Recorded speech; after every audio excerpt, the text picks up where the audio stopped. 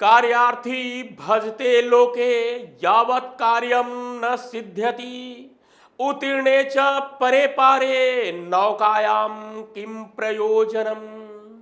यानी कुछ लोग मतलबी होते हैं, स्वार्थ सिद्धि के लिए संबंध जोड़ते हैं और काम निकल जाने पर भूल जाते हैं। ठीक वैसे ही जैसे नदी पार करने के बाद नौका की चिंता कोई नहीं करता। यह श्लोक मैं कांग्रेस और उसकी नीतियों के लिए कह रहा हूं। नमस्तुभ्यम। आप देख रहे हैं कैपिटल टीवी। मैं हूं आपके साथ अरुण कुमार। हमारे खास कार्यक्रम थर्ड आई में आपका स्वागत है। राजस्थान की कांग्रेस सरकार ने एक फैसला लिया है जो चर्चा का विषय बना हुआ है।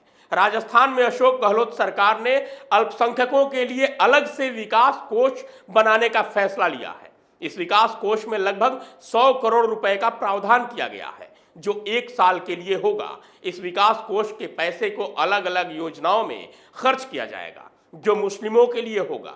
हालांकि मैं मुस्लिम शब्द बोल रहा हूं। राजस्थान की कांग्रेस सरकार ने इसके लिए काफी नपातुला शब्द का इस्तेमाल किया है और वो शब्द है अल्पसंख्यक। यानी राजस्थान में अब अल्पसंख्यकों के लिए अलग से योजनाएं बनेंगी और इन योजनाओं के लिए 98 करोड़ 55 लाख रुपए खर्च किए जाएंगे। अब ये मत समझ लीजिएगा कि सिर्फ 98 करोड़ 55 लाख, ये 98 करोड़ 55 लाख पूरे बजट से काट कर इन्हें अलग से दिया जाएगा। यानी जो योजनाएं सबके लिए चल रही हैं और उसके लिए जो पैसे खर्च हो रहे हैं उनमें तो राजस्थान के मुस्लिम हकदार हैं ही। ये फंड सिर्फ उनके लिए अलग से दिया जा रहा है। सीएम अशोक गहलोत ने इसके लिए मंजूरी भी दे दी है। अब आपको ये बता रहे हैं कि इस पैसे से क्या क्या होगा, यानी कैसे खर्च किया जाएगा। एक एक शब्द और प्लानिंग पर जरा गौर फरमाइएगा, ध्यान दीजिएगा।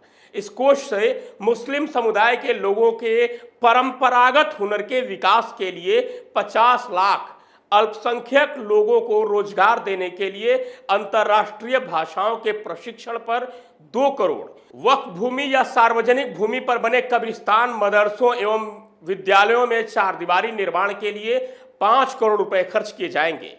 इसके अलावा मुस्लिम शिल्पकारों को विपणन प्रोत्साहन एवं सहायता के लिए 1 करोड़ 25 लाख रुपए, जयपुर में अंग्रेजी माध्यम के आवासीय विद्यालय के निर्माण के लिए 21 करोड़ 80 लाख रुपए खर्च किए जाएंगे। इसके अलावा 15 सरकारी अल्पसंख्यक छात्रावासों में ई स्टडी रूम विकसित करने के लिए राज्य सरकार के कोष से 58 लाख रुपए आवंटित किए जाएंगे। ई स्टडी में पढ़ाया क्या जाएगा ये भी बता देते। मुस्लिम बहुल इलाकों में बुनियादी ढांचे के विकास के लिए 44 करोड़ रुपए आवंटित करने का फैसला किया गया है। इंदिरा गांधी शहरी क्रेडिट कार्ड योजना में लोन पर ब्याज सब्सिडी के लिए 5 करोड़ रुपए की स्वीकृति दी गई है। यानी अब इनके लिए रोजगार के लिए अलग से लोन दिया जाएगा। लोन दो या क्रेडिट कार्ड, बिजनेस क्या करना है ये सबको पता है। इसके साथ ही मुस्लिमों के उत्थान के लिए एक शोध पीठ की स्थापना की जाएगी और इसके लिए 2 करोड़ रुपए स्वीकृत किए गए हैं। इसमें शोध क्या होगा साहब? मुस्लिम किसानों के लिए 15 करोड़ 42 लाख रुपए की लागत से सोलर पंप अनुदान योजना बनाया जाएगा। यानी सोलर पंप खरीदने के लिए सब्सिडी दी जाएगी। इसके लिए 15 करोड़ 42 लाख रुपए दिए जाएंगे। इसके अलावा मुस्लिम मेधावी युवा प्रोत्साहन योजना के लिए 1 करोड़ रुपए आवंटित किए गए हैं। अब यहां आपके सामने कुछ डाटा रख रहा हूं। राजस्थान में साल 2011 की जनसंख्या के मुताबिक करीब 65 लाख मुस्लिम आबादी थी। अब मान लीजिए कि यह बढ़कर 1 करोड़ हो चुकी होगी। राजस्थान की वर्तमान आबादी की बात करें तो 2022 के अनुमानित आंकड़ों के अनुसार राजस्थान की कुल आबादी 7 करोड़ 93 लाख तक पहुंच चुकी है, यानी लगभग 8 करोड़। वहीं राजस्थान की गहलोत सरकार ने 2021-22 के लिए 2,50,747 करोड़ का बजट पेश किया था। इसमें राजस्व घाटा और तमाम योजनाएं शामिल हैं। इसका आकलन करिए कि 8 करोड़ लोगों के लिए 2,50,647 करोड़ रुपए और फिर इन्हीं में से 1 करोड़ लोगों के लिए 100 करोड़ अलग से। ये क्यों? सरकार मुस्लिमों पर इतना मेहरबान क्यों? मुस्लिमों से मोहब्बत और हिंदुओं से नफरत क्यों?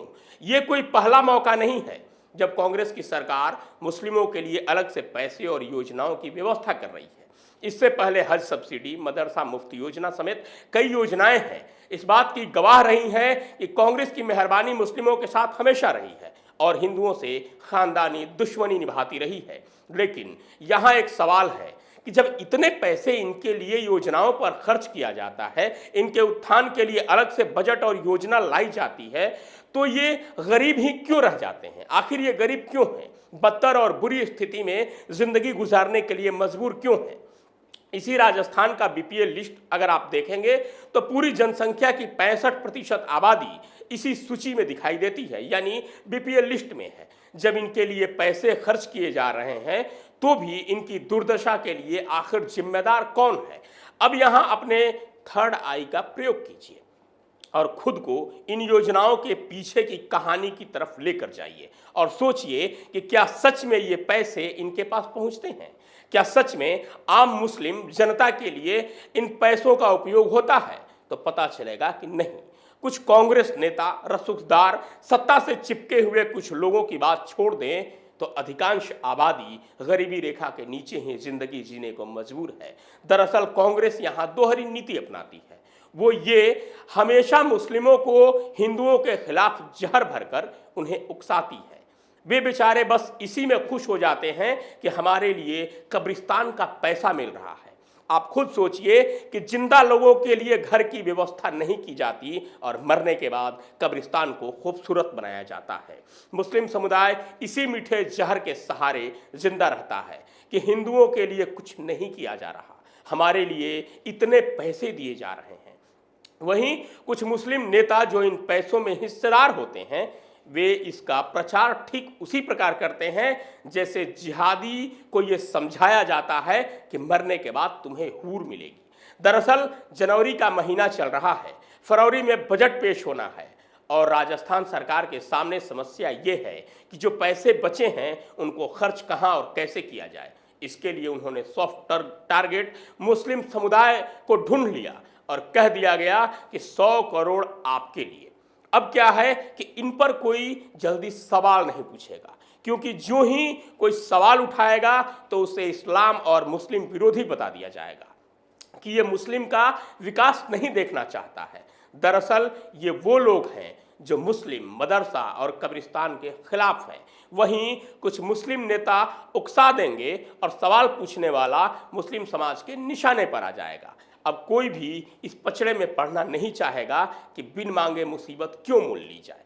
अब दूसरा निशाना समझिए, यूपी समेत 5 राज्यों में चुनाव है और राजस्थान सरकार ये मुस्लिम विकास कार्ड खेल रही है। ये संदेश देने की कोशिश की जा रही है कि अगर यूपी, पंजाब या अन्य राज्यों में कांग्रेस की सरकार आती है तो मुस्लिमों को खूबसूरत कब्रिस्तान का तोहफा और योजना दी जाएगी।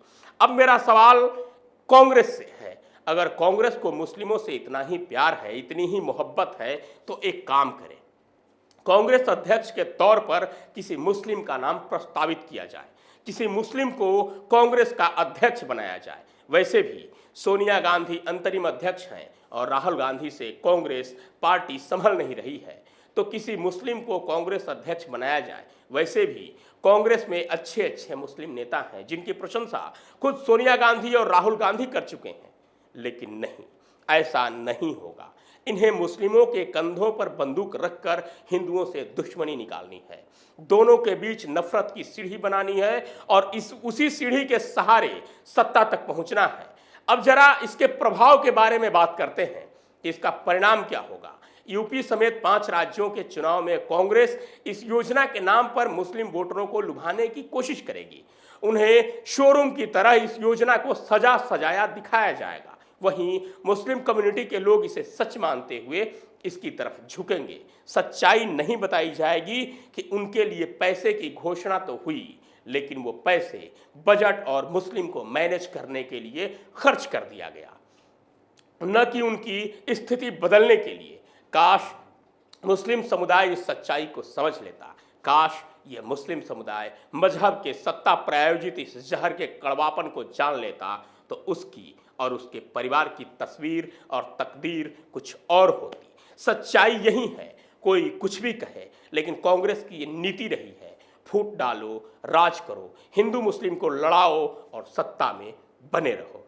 आज के लिए थर्ड आई में इतना ही। कल फिर मिलूंगा किसी नए विषय, किसी नए शोध के साथ। तब तक के लिए नमस्कार।